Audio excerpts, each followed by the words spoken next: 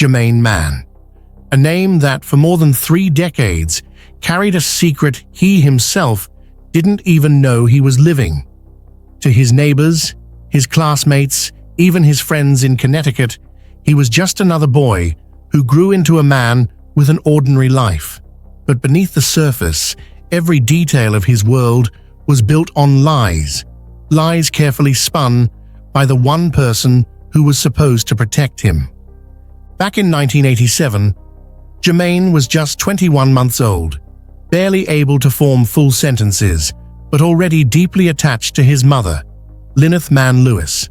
She lived in Toronto, a young mother with so many dreams for her little boy. Jermaine had big, curious eyes and a smile that could melt away the exhaustion of even the hardest days. To Lyneth, he was her joy, her reason to push forward, the center of her universe.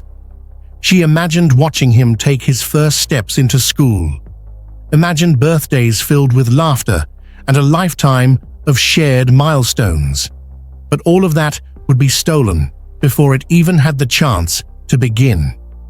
Toronto in the late 1980s was a place of new beginnings for many immigrant families, and Lyneth believed she was building a safe, stable future for her son. She had separated from Jermaine's father, Alan Mann Jr., but wanted her child to still know his dad.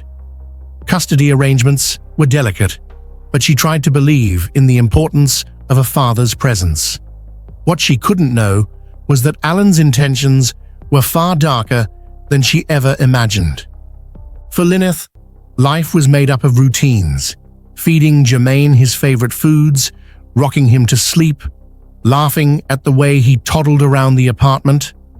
For Jermaine, the world was simple: the comfort of his mother's embrace, the warmth of home, and the occasional visits with his father. But in the shadows of those visits, a plan was forming. A plan that would shatter Lyneth's world and alter Jermaine's life forever. It was an ordinary morning in 1987 when everything felt deceptively calm. The kind of day that seemed harmless, almost forgettable. But as Lyneth prepared Jermaine for what she thought would be just another visit with his father, she didn't know it would be the last time she'd see her baby for more than 30 years. That day would mark the beginning of a nightmare, a disappearance that no one could unravel, a mystery that stretched across decades and borders, and a stolen childhood hidden under a false name. The story of Jermaine Mann is not just about abduction, it's about a mother's endless hope, a son's stolen identity, and a reunion that defied the passage of time. The morning of June 1987 seemed like it would pass without consequence. The Toronto air was warm, the kind of early summer day when children laughed on sidewalks and neighbors leaned over fences to chat. To Lyneth, it was just another day of routine, preparing Jermaine's small backpack, making sure his clothes were neat, brushing back the tiny curls on his head, and planting a kiss on his cheek before his father arrived. She had no reason to think anything was out of place, no reason to doubt the sincerity of the man who had once been her partner. Alan Mann Jr. showed up on time, his demeanor calm, his voice reassuring. Lyneth remembered how, despite their differences, she wanted Jermaine to have a connection with him. A child, after all, shouldn't have to choose between his parents. Alan bent down, scooped up the 21-month-old boy, and Jermaine laughed, that innocent giggle only toddlers can make, completely unaware of the storm about to unfold. Lyneth watched them leave, promising herself she'd see her son in just a few hours. But hours stretched into the evening, and evening bled into night. The clock ticked with a cruel rhythm. Lyneth waited by the window, pacing the floor, dialing numbers that went unanswered. She tried to push away the panic clawing at her chest, telling herself there must be a delay, a misunderstanding, some small error. By midnight, when there was still no sign of Alan or Jermaine, the dread was impossible to ignore. Something was wrong. By morning, she called the police. Her voice shook as she explained her child, not even 2 years old, had not been returned from a scheduled visit with his father. Officers took the report, but Lyneth quickly realized this was no simple case. Alan Mann Jr. hadn't just missed a drop-off. He had vanished, and he had taken Jermaine with him. The trail was already growing cold. Investigators worked quickly at first. They combed through leads, issued alerts, and canvassed the community. But Alan had planned this. He knew the system.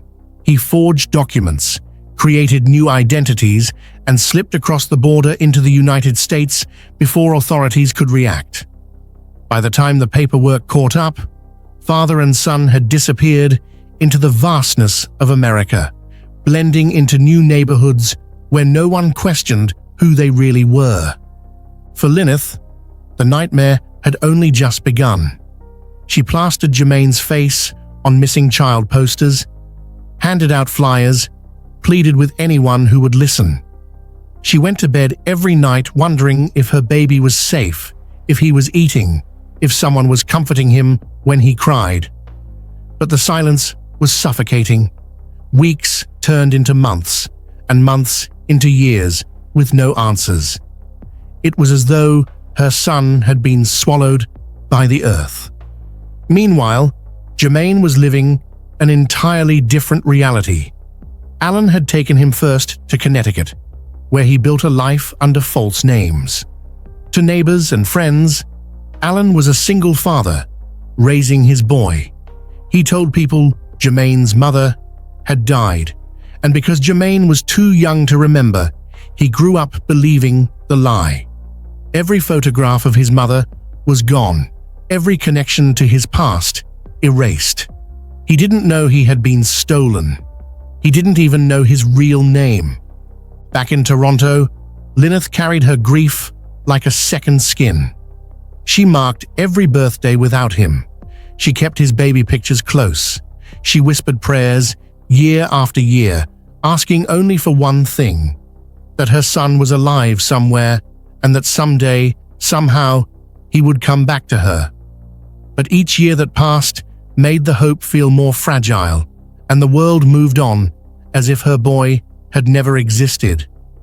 What she couldn't know was that across the border, Jermaine was growing up under an entirely false life, never questioning that the man raising him was telling the truth. A father's lie had stolen more than just time. It had stolen an identity, a childhood, and the chance for a son to know the mother who never stopped searching. This wasn't just an abduction. It was a vanishing act stretched over 3 decades, and it would take a twist of fate and the persistence of international investigators to finally pull back the curtain on the truth. As the years passed, the world around Lyneth seemed to change, but inside, she remained frozen. In 1987, every sound of a toddler's laugh in the park, every small boy she saw clinging to his mother's hand, it all pierced her like glass. She could not escape the haunting thought. That could have been Jermaine. Friends urged her to move on. But how do you move on when your child has been stolen? Not by a stranger, but by someone who was supposed to love him too. For Lyneth, every calendar year became a cruel reminder of milestones missed.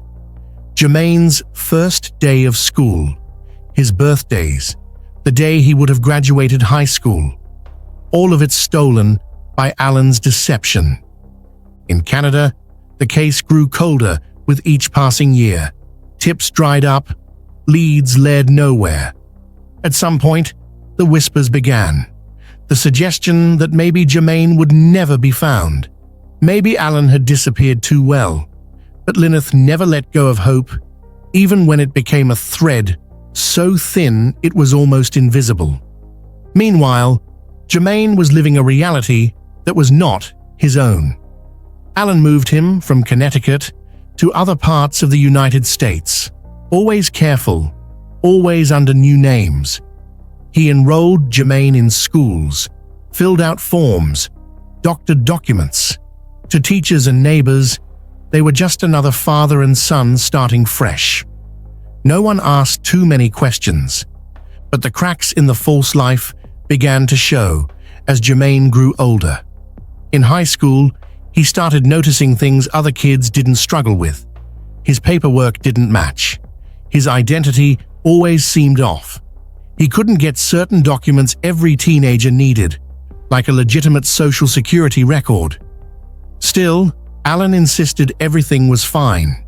He told Jermaine not to ask too many questions, that the government didn't need to know every detail of their lives. Jermaine trusted him. Why wouldn't he? This was his father, the only parent he thought he had. Alan's lies were deeply woven into the fabric of his childhood. He told Jermaine his mother had died when he was a baby. He said they were all each other had in the world. And so Jermaine never asked about her, never knew that somewhere, in another country, his real mother was crying herself to sleep, begging for a miracle. As an adult, Jermaine tried to move forward with his life, but the holes in his identity shadowed him. Simple things, like applying for a job or a driver's license, became complicated. He was forced to live in the margins, unable to fully establish himself because his very foundation was a fabrication. It was like trying to build a future on quicksand. Back in Canada, Lyneth aged with grief etched into her face. 30 years is a long time to carry uncertainty, but she carried it with a mother's unbreakable love. Some nights, she would stare at his baby picture and whisper, "You're still out there. I know you are." She wasn't wrong. Her son was alive, but he was living under the shadow of a man who had stolen not only her child, but also Jermaine's truth. And then, almost 3 decades later, the walls around Alan's lies began to crumble. Nearly 31 years had passed when the quiet life Alan Mann built in the United States began to unravel. Alan thought he had outsmarted everyone, that his lies were airtight, his paperwork flawless. But time has a way of catching up with even the most carefully crafted deception. It started small. Investigators had begun re-examining old parental abduction cases, and Jermaine's name resurfaced. Canadian authorities partnered with the FBI in a joint effort. They knew these cases often left a digital trail that could take decades to piece together. And when they dug into Alan Mann's life in the US, inconsistencies appeared. Social security numbers, duplicate names, passports that didn't line up. It was enough to spark suspicion. Who exactly was this man living quietly with his son for over 3 decades? The FBI dug deeper, and what they uncovered stunned even veteran agents. Alan Mann, who had fled Canada in 1987, had been hiding in plain sight, using forged documents and assumed identities. Jermaine, meanwhile, had lived his entire life without knowing who he truly was. Investigators reached out to Lyneth Mann-Lewis in Canada. After 30 years of silence, she received the kind of phone call she had both dreamed of and dreaded. Authorities told her they had located her son. Jermaine was alive, he was safe, and he had no idea who she was. For Lyneth, the world tilted. Imagine waiting 3 decades for an answer, only to learn your child has been living a false life just across the border. The flood of emotions, relief, joy, anger, disbelief, all collided in a single moment. Her prayers had been answered, but the truth was heavier than she ever expected. For Jermaine, it was an earthquake. One day, he was living the only life he had ever known. The next, federal agents were at his door, telling him everything he believed about his past was a lie. His father, the man he trusted, the man who raised him, was actually a fugitive. His mother wasn't dead. She was alive, and she had been searching for him for more than 30 years. Can you imagine what that does to a person's sense of self? To realize the story of your life, the bedtime stories, the family memories, the sacrifices you thought your parent made for you, were all part of a stolen narrative. Alan was arrested, his carefully constructed world collapsing around him. He had spent decades running, but the truth had finally caught up. For Jermaine, there was no time to prepare. His entire reality had been shattered in one afternoon. And for Lyneth, this was the moment she had waited for since 1987. She was about to see her son again, but she also knew this reunion wouldn't be simple. How do you meet your child after 3 lost decades? How do you connect with a grown man who doesn't remember you, who only knows the lies his father told? This was not going to be the fairy tale ending of a mother running into her son's arms. It was more complicated, more fragile, and yet it was real. After 31 years of waiting, Lyneth was finally going to look into her son's eyes again. When the moment finally came, Lyneth Mann-Lewis walked into a room she had only visited in dreams. She had pictured this reunion countless times. Sometimes Jermaine was still a little boy, running into her arms. Other times, he was a man, cautious but curious. But nothing could prepare her for reality. Jermaine was no longer the 2-year-old she lost. He was a grown man with decades of life experiences she wasn't a part of. She didn't know his favorite food, his laugh, or the way he thought about the world. Yet, as she saw him for the first time in over 30 years, her heart whispered the truth. Every mother knows. That's my child. Lyneth described the reunion later in words that could break anyone's heart. I hugged him, and I just couldn't let him go. I said to him, "Oh my God, my baby, my baby." I didn't want to release him. Jermaine, shocked and overwhelmed, stood in a haze of disbelief. The woman crying into his shoulder was supposed to be gone forever. Now, she was real, alive, and desperate to hold on to him. He had spent a lifetime believing his mother abandoned him, but in that moment, the weight of his father's lies began to crack. There were no cameras, no flashing lights, no rehearsed words, just a mother and son, robbed of decades, trying to find each other again in a single embrace.